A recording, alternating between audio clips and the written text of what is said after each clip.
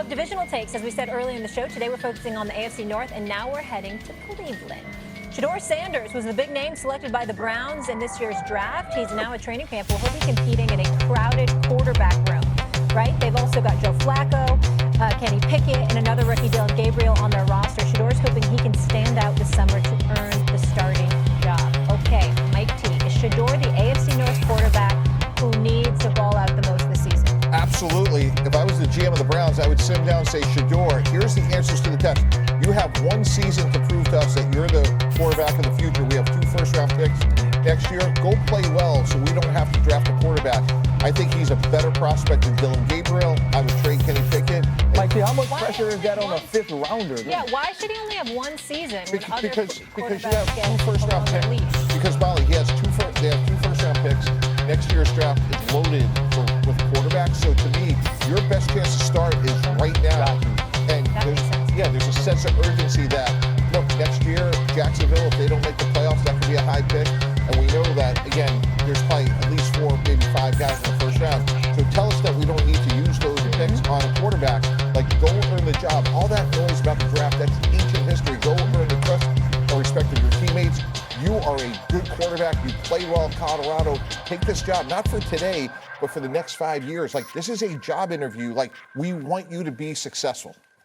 Yeah, I think that for pressure on a quarterback who's a 5th-round pick, I feel like it's unfair. And it's not pressure, and I get what your sentiment is. Like, you have one opportunity to get in here and show and prove that we don't go draft a quarterback. I don't know if there's much you can do for that not to be the case. That's my own personal opinion. But we can't have both ways, right? We talked about with Stephen A. earlier about what Cam's situation was versus Jayden's. When you're a top ground guy, there's pressure on you to ball out.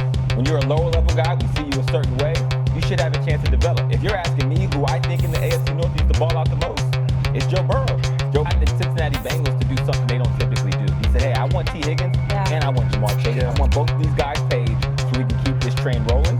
That train better roll, otherwise it's going to be a lot of competition. And see, and I feel like it's the Lamar Jackson. I think it's not about Lamar Jackson being a good player anymore.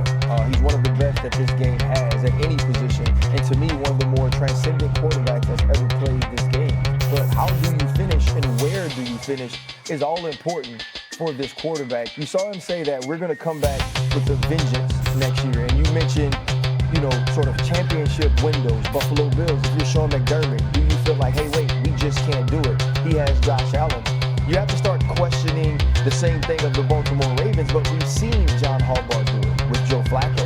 And so there are going to be more questions heaped upon Lamar Jackson as, are you just extremely talented? Are you a quarterback that can execute in the regular season? Can we expect you to step up in the biggest moments? Because the one thing about Lamar Jackson that people point to all the time is he was the best college player in the world, winning the Heisman Trophy.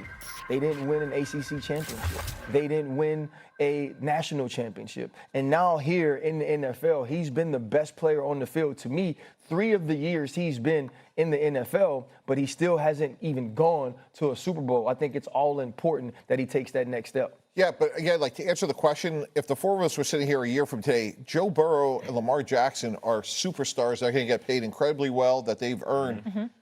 We don't know what's going to happen to Shedeur. Is Shedeur a starter? Is he a backup? Is he a journeyman? So well, I think we're looking at it different, though, too, Mike. See, you're talking about who needs to play better based on how it affects their career, right? And what we're talking about is who needs to play better based on how it affects their perception, the way that people are going to look at them, what's expected of them. Shedeur Sanders is a 5th-round draft pick. The expectations of him are not high. If he plays well, if he becomes a starter, he's exceeded what he thought or what many thought he would be the night he was drafted. But he's not just a random 5th-rounder, right? He's Deion Sanders' son, so there's other expectations and eyeballs and pressure. I mean, we did first take from Colorado, right? And I agree with both of you on the Ravens and the Cincinnati Bengals. But to your point and how you brought up that Cleveland also has those 2 high picks, and when they could get another quarterback in a deep quarterback class coming up, do you feel like Shedeur is being set up for failure just from the simple fact that we're saying, okay, he has this year, or they might draft another quarterback over him, and he was already drafted so low?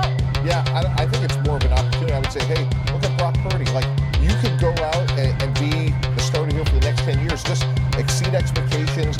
Be the head of this organization from day one. Look, you had some small bumps in the roads with, the speed tickets. That's way gone too. Like, but RC and Hawk, you guys know, like, from a quarterback perspective, he has to give that locker room hope and belief that when we go out there, we have a reasonable chance to win this game with you at quarterback. And my point, Molly, is if he could stack enough of that together, then he has a chance to, again, like, flip it. Like, no one's talking about San Francisco getting another quarterback. They just signed Brock Purdy. He was a 7th-round pick. He could run the same play in Cleveland. I get it. I just feel like other quarterbacks get a longer leash than just having that 1 year where they have to get it done. But that's the reality of being a 5th-rounder. Yeah. There is nothing set up for a 5th-rounder. There is no organization that's set up for a 5th-rounder to succeed.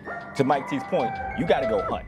The person who actually has a gripe to say are they not set up for success is Dylan Gabriel. Yeah. You draft me in the 3rd round, and then you draft the biggest name quarterback in the draft 2 rounds later. But this is the NFL. You earn jobs, you keep jobs. And what balling out is for Shedeur is not the same as a ball out for Lamar Jackson, and not the same a ball out for Joe Burrow. But there's still pressure on everybody to make sure that at the end of the year, you're in a better situation than you were. And honestly, Mike T, if a general manager is looking at Shedeur Sanders like that, to say, okay, you have to go out and prove to me we don't need to use one of these draft picks next year, Shedeur Sanders has to play like a 1st-rounder and not like he can't play like Caleb Williams played last year. Shedeur Sanders is going to have to give you Michael Penix Jr. He's going to have to give you Bo Nix so you can see a future, because if you do draft high enough and something is tantalizing enough at the top of that draft, you'll still move on from him if he gives you adequate play. And we are saying all of this with the expectation that he actually starts at some point this season. And, Hawk knows this. Like, we didn't hear our names called. And for your entire career, you're trying to outplay that moniker of undrafted free agent. It's going to be the same thing. Look at you now. It's going to be the same thing. How do you like me now? How you like me now? Yeah. It's going to be the same thing for Shedeur this entire season. Every time he throws an interception or takes a bad sack, see, that's why they didn't draft him in the 1st round. And that's a lot to overcome. No, it's a lot of pressure. But I think he's built to handle that. You guys ever play flag football? Oh, no. With the talent that he has around him. Hurts does not have to play elite for the Philadelphia Eagles to win. We're not asking you to win the game. We're just asking you not to lose it. But when you ask that question, are we winning because of you, solely because of you? Or is it the resources around you? So game changer, game manager, those are the things that you have to ask yourself. And those are the metrics that I'm going off of. So we're doing this again. So Cam had that comparison made a year ago. Mike, I can see that you're shaking your head. I understand what he's trying to say, which is, and I do not mean this to disrespect Jalen Hurts, who was brilliant, who deserved to be the MVP of the Super Bowl, who, yes, has gone head-to-head against toe-to-toe against Patrick Mahomes in Super Bowls twice and been the better player on the field in both of those games. All those things are true. However, if you're going to break it down to, there are players that you say to them, just go out there and win this for us, kid. And then there are others who you find yourself in a situation, if you were to flip-flop places with some of the other top quarterbacks in the NFL, it might look different. I'm not saying I agree with what Cam is saying. I'm saying I understand. Yeah, and I would push back because, bottom line, he got it done, and the rest of those players were projecting. And again, it bears repeating. He has got a lot better at what the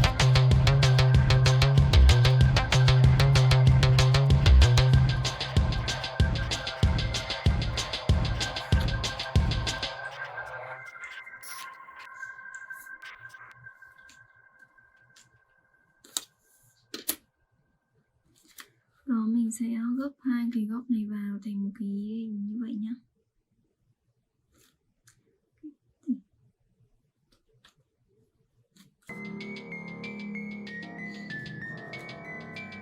Bây giờ mình sẽ gấp đôi cái phần góc dưới này của nó lên đây này.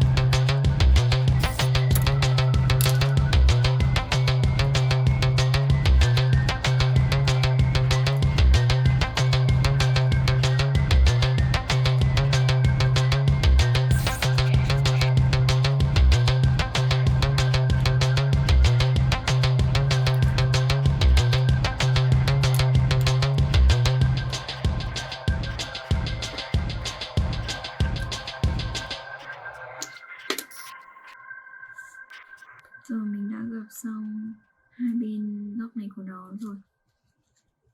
Bây giờ các bạn sẽ gấp cái phần này vào đây cho mình.